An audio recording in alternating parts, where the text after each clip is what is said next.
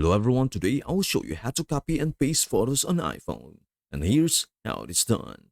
If you are on a website like apple.com and want to copy an image, tap and hold the image. If it pops up with copy link, it is because the image is linked to a website.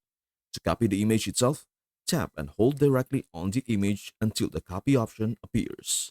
Alternatively, you can take a screenshot by pressing the volume up and side button together, and then share or copy it as needed. To paste an image, just stop where your cursor is in a message, email, or note and hit paste. For copying photos from your Photos app, open the photo you want. Tap the share button at the bottom left and choose copy. To paste it, just tap and hold where your cursor is and hit paste. If you want to cut out a specific person from a photo, tap and hold on them. Then select copy.